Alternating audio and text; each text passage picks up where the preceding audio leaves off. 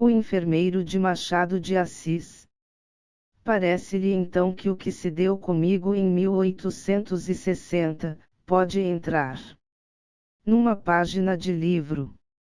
Vá que seja, com a condição única de que não há de divulgar nada antes da minha morte. Não esperará muito, pode ser que 8 dias, se não for menos, estou desenganado. Olhe, eu podia mesmo contar-lhe a minha vida inteira, em que há outras coisas interessantes, mas para isso era preciso tempo, ânimo e papel, e eu só tenho papel, o ânimo é frouxo, e o tempo assemelha-se à lamparina de madrugada. Não tarda o sol do outro dia, um sol dos diabos, impenetrável como a vida. Adeus, meu caro senhor, leia isto e queira-me bem, perdoe-me o que lhe parecer mal, e não maltrate muito a arruda, se lhe não cheira a rosas. Pediu-me um documento humano, ei-lo aqui. Não me peça também um Império do Grão Mogol, nem a fotografia dos Macabeus, peça, porém, os meus sapatos de defunto e não os dou a ninguém mais. Já sabe que foi em 1860. No ano anterior, ali pelo mês de agosto, tendo eu 42 anos, fiz-me teólogo, quero dizer, copiava os estudos de teologia de um padre de Niterói, antigo companheiro de colégio, que assim me dava, delicadamente, casa, cama e mesa.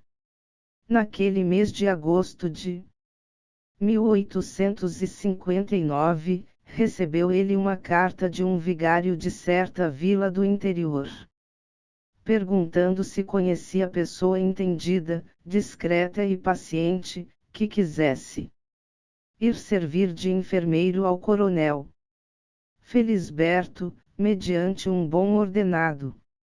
O padre falou-me, aceitei com ambas as mãos, estava já enfarado de copiar citações latinas e fórmulas eclesiásticas.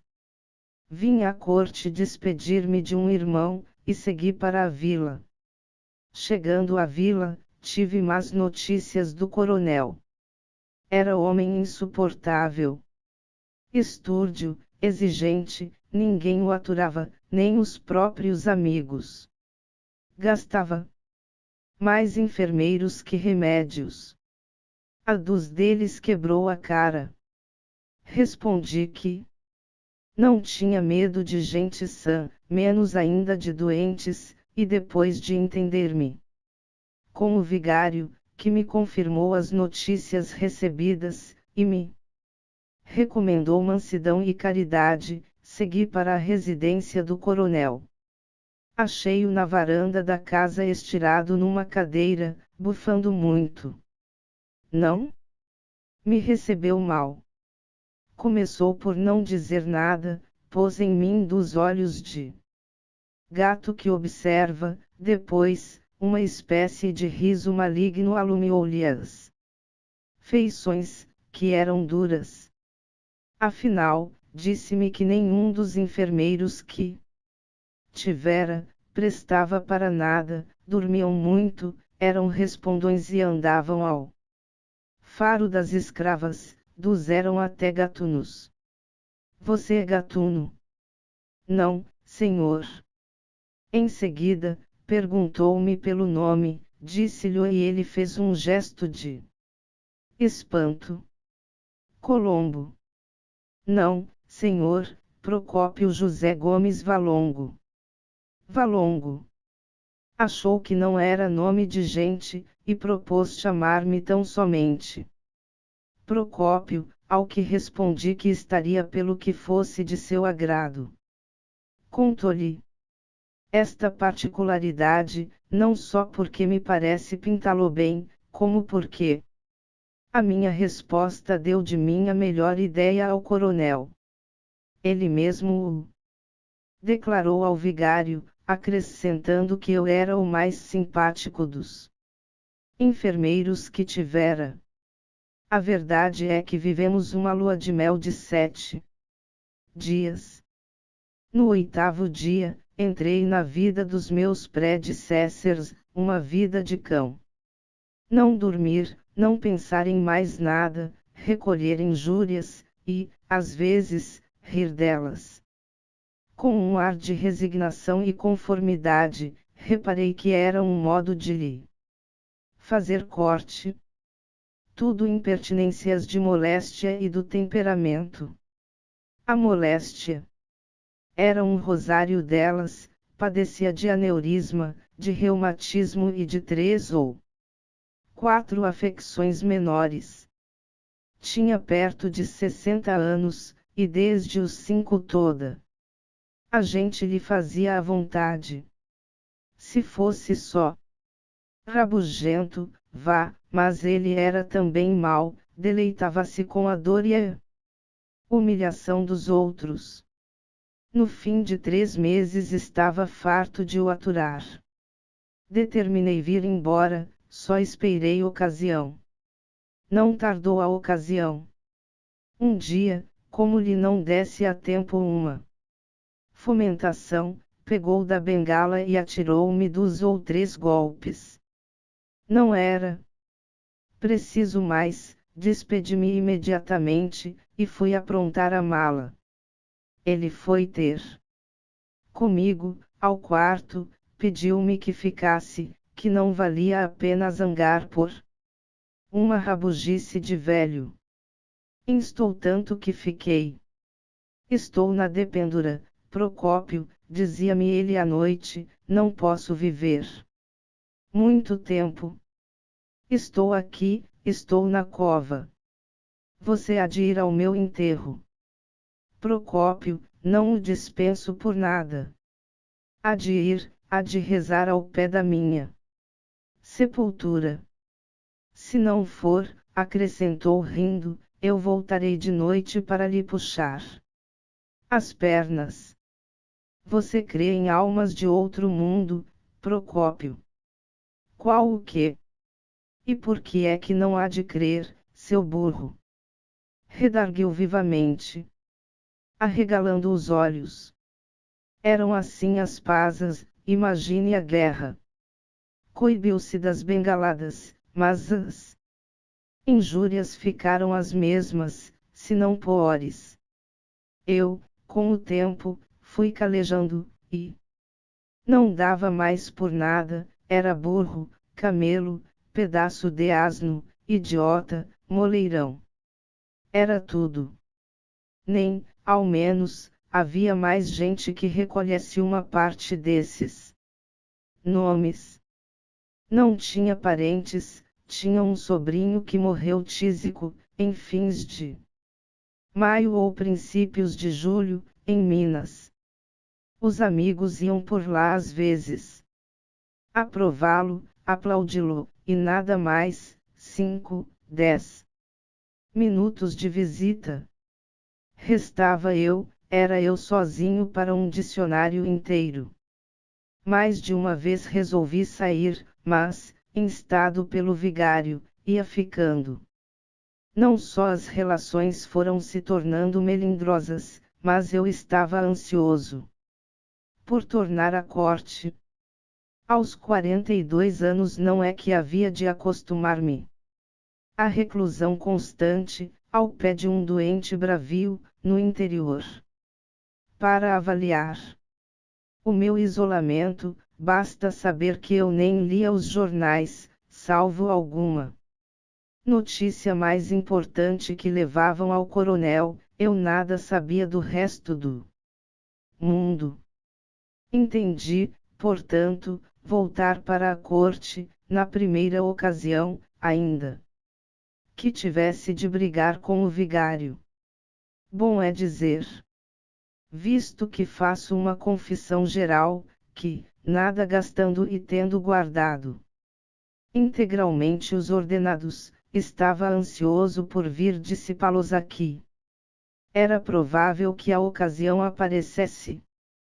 O coronel estava pior, fez testamento, descompondo o tabelião, quase tanto como a mim. O trato era mais duro, os breves lapsos de sossego e brandura faziam-se raros. Já por esse tempo tinha eu perdido a escassa dose de piedade que me fazia esquecer os excessos do doente, trazia dentro de mim um fermento de ódio e aversão. No princípio de agosto resolvi definitivamente sair, o vigário e o médico, aceitando as razões, pediram-me que ficasse algum tempo mais. Concedi-lhes 1 mês, no fim de 1 mês viria embora, qualquer que fosse o estado do doente. O vigário tratou de procurar-me substituto. Vai ver o que aconteceu. Na noite de 24 de agosto, o coronel teve um acesso de raiva, atropelou-me, disse-me muito nome cru, ameaçou-me de um tiro, e acabou atirando-me um prato de mingau, que achou frio. O prato foi cair na parede onde se fez em pedaços. Hás de pagá-lo, ladrão! Bradou ele. Resmungou ainda muito tempo. Às 11 horas passou pelo sono. Enquanto ele dormia, saquei um livro do bolso, um velho romance de Arlincourt, traduzido, que lá achei, e pus-me a lê-lo, no mesmo quarto, a pequena distância da cama. Tinha de acordá-lo à meia-noite para lhe dar o remédio. Ou fosse de cansaço, ou do livro, antes de chegar ao fim da segunda página adormeci também. Acordei aos gritos do coronel, e levantei-me estremunhado. Ele, que parecia delirar, continuou nos mesmos gritos, e acabou por lançar mão da moringa e arremessá-la contra mim. Não tive tempo de desviar-me, a moringa bateu-me na face esquerda, e tal foi a dor que não vi mais nada. Atirei-me ao doente, pus-lhe as mãos ao pescoço, lutamos, e esganei-o. Quando percebi que o doente expirava, recuei aterrado, e dei um grito. Mas ninguém me ouviu. Voltei à cama, agitei-o para chamá-lo à vida. Era tarde, arrebentara o aneurisma, e o coronel morreu. Passei a sala contígua, e durante 2 horas não ousei voltar ao quarto. Não posso mesmo dizer tudo o que passei, durante esse tempo. Era um atordoamento, um delírio vago e estúpido. Parecia-me que as paredes tinham vultos, escutava umas vozes surdas. Os gritos da vítima, antes da luta e durante a luta, continuavam a repercutir dentro de mim, e o ar, para onde quer que me voltasse, aparecia recortado de convulsões. Não creia que esteja fazendo imagens nem estilo. Digo-lhe que eu ouvia distintamente umas vozes que me bradavam: assassino! Assassino! Tudo o mais estava calado. O mesmo som do relógio, lento, igual e seco, sublinhava o silêncio e a solidão. Colava a orelha à porta do quarto na esperança de ouvir um gemido, uma palavra, uma injúria, qualquer coisa que significasse a vida, e me restituísse a paz à consciência. Estaria pronto a apanhar das mãos do coronel, 10, 20, 100 vezes. Mas nada, nada, tudo calado. Voltava a andar à toa na sala, sentava-me, punha as mãos na cabeça. Arrependia-me de ter vindo. Maldita a hora em que aceitei semelhante coisa! Exclamava. E descompunha o padre de Niterói, o médico, o vigário, os que me arranjaram um lugar, e os que me pediram para ficar mais algum tempo. Agarrava-me à cumplicidade dos outros homens. Como o silêncio acabasse por aterrar-me, abri uma das janelas, para escutar o som do vento, se ventasse. Não ventava. A noite ia tranquila, as estrelas fulguravam, com a indiferença de pessoas que tiram o chapéu a um enterro que passa, e continuam a falar de outra coisa. Encostei-me ali por algum tempo, fitando a noite, deixando-me ir a uma recapitulação da vida, a ver se descansava da dor presente. Só então posso dizer que pensei claramente no castigo. Achei-me com um crime às costas e vi a punição certa. Aqui o temor complicou o remorso. Senti que os cabelos me ficavam de pé. Minutos depois, vi 3 ou 4 vultos de pessoas, no terreiro. Espiando, com um ar de emboscada, recuei, os vultos esvaíram-se no ar, era uma alucinação. Antes do alvorecer curei a contusão da face. Só então ousei voltar ao quarto. Recuei 2 vezes, mas era preciso e entrei, ainda assim, não. Cheguei logo à cama.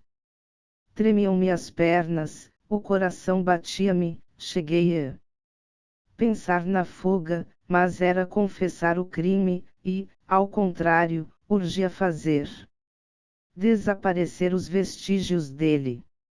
Fui até a cama, vi o cadáver, com os olhos arregalados e a boca aberta, como deixando passar a eterna palavra dos séculos: Caim, que fizeste de teu irmão?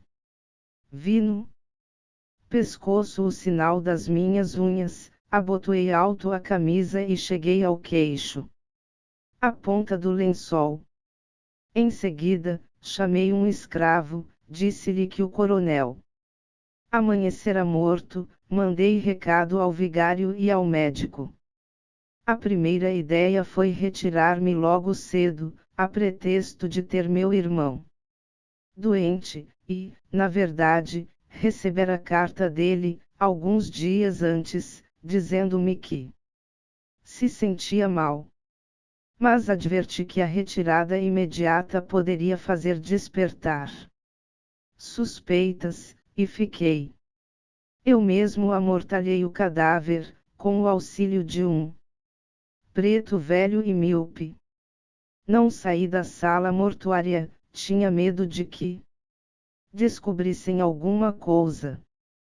Queria ver no rosto dos outros se desconfiavam, mas não ousava fitar ninguém. Tudo me dava impaciências, os passos de ladrão com que entravam na sala, os cochichos, as cerimônias e as rezas do vigário. Vindo a hora, fechei o caixão, com as mãos trêmulas, tão trêmulas que uma pessoa, que reparou nelas, disse a outra com piedade: Coitado do Procópio. Apesar do que padeceu, está muito sentido. Pareceu-me ironia, estava ansioso por ver tudo acabado. Saímos à rua. A passagem da meia escuridão da casa para a claridade da rua deu-me grande abalo, receei que fosse então impossível ocultar o crime. Meti os olhos no chão, e fui andando. Quando tudo acabou, respirei. Estava em paz com os homens. Não estava com a consciência, e as primeiras noites foram naturalmente de desassossego e aflição. Não é preciso dizer que vim logo para o Rio de Janeiro, nem que vivi aqui aterrado, embora longe do crime. Não ria, falava pouco, mal comia, tinha alucinações, pesadelos. Deixa lá o outro que morreu, diziam-me. Não é caso para tanta melancolia.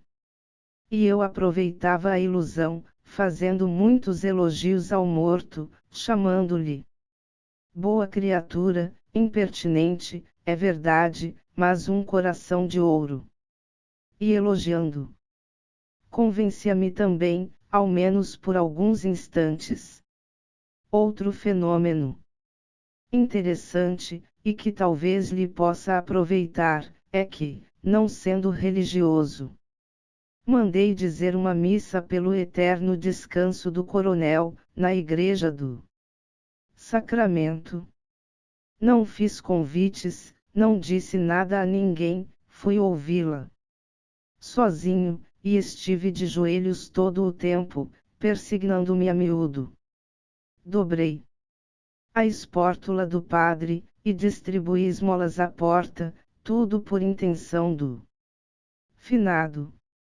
Não queria embair os homens, a prova é que foi só para completar este ponto, acrescentarei que nunca aludia ao coronel, que não dissesse Deus lhe fale em alma. E contava dele algumas anedotas alegres, rompantes, engraçados. 7 dias depois de chegar ao Rio de Janeiro, recebi a carta do vigário, que lhe mostrei, dizendo-me que fora achado o testamento do coronel, e que eu era o herdeiro universal. Imagine o meu pasmo. Pareceu-me que lia mal. Fui a meu irmão, fui aos amigos, todos leram a mesma coisa. Estava escrito: era eu o herdeiro universal do coronel. Cheguei a supor que fosse uma cilada, mas adverti logo que havia outros meios de capturar-me, se o crime estivesse descoberto. Demais, eu conhecia a probidade do vigário, que não se prestaria a ser instrumento. Reli a carta. 5, 10, muitas vezes, lá estava a notícia. Quanto tinha ele? Perguntava-me meu irmão. Não sei, mas era rico. Realmente, provou que era teu amigo. Era. Assim, por uma ironia da sorte, os bens do coronel vinham parar às minhas mãos. Cogitei em recusar a herança. Parecia-me odioso receber um vintém do tal espólio, era pior do que fazer-me esbirro alugado. Pensei nisso 3 dias, e esbarrava sempre na consideração de que a recusa podia fazer desconfiar alguma coisa. No fim dos 3 dias, assentei num meio termo. Receberia a herança e dá-la-ia toda, aos bocados e às escondidas. Não era só escrúpulo, era também um modo de resgatar o crime por um ato de virtude. Pareceu-me que ficava assim de contas saldas. Preparei-me e segui para a vila. Em caminho, à proporção que me ia aproximando, recordava o triste sucesso. As cercanias da vila tinham um aspecto de tragédia, e a sombra do coronel parecia-me surgir de cada lado. A imaginação ia reproduzindo as palavras, os gestos, toda a noite horrenda do crime. Crime ou luta? Realmente, foi uma luta, em que eu, atacado, defendi-me. E na defesa? Foi uma luta desgraçada, uma fatalidade. Fixei-me nessa ideia. E balanceava os agravos, punha no ativo as pancadas, as injúrias. Não era culpa do coronel, bem o sabia, era da moléstia, que o tornava assim rabugento e até mau. Mas eu perdoava tudo tudo. O pior foi a fatalidade daquela noite. Considerei também que o coronel não podia viver muito. Mas, estava por pouco, ele mesmo o sentia e dizia. Viveria quanto? 2 semanas, ou uma, pode ser até que menos. Já não era vida, era um mulambo de vida, se isto mesmo se podia chamar ao padecer contínuo do pobre homem. E quem sabe mesmo se a luta e a morte não foram apenas coincidências. Podia ser, era até o mais provável, não foi outra coisa. Fixei-me também nessa ideia. Perto da vila apertou-se-me o coração, e quis recuar, mas dominei-me e fui. Receberam-me com parabéns. O vigário disse-me as disposições do testamento, os legados pios, e de caminho ia louvando a mansidão cristã e o zelo com que eu servira ao coronel, que, apesar de áspero e duro, soube ser grato. Sem dúvida, dizia eu olhando para outra parte. Estava atordoado. Toda a gente me elogiava a dedicação e a paciência. As primeiras necessidades do inventário detiveram-me algum tempo na vila. Constituí advogado, as coisas correram placidamente. Durante esse tempo, falava muita vez do coronel. Vinham contar-me coisas dele, mas sem a moderação do padre, eu defendia-o, apontava algumas virtudes, era austero. Qual austero? Já morreu, acabou, mas era o diabo. E referiam-me casos duros, ações perversas, algumas extraordinárias. Quer que lhe diga? Eu, a princípio, ia ouvindo cheio de curiosidade, depois entrou-me no coração um singular prazer, que eu sinceramente buscava expelir. E defendia o coronel, explicava-o, atribuía alguma coisa às rivalidades locais, confessava, sim, que era um pouco violento. Um pouco.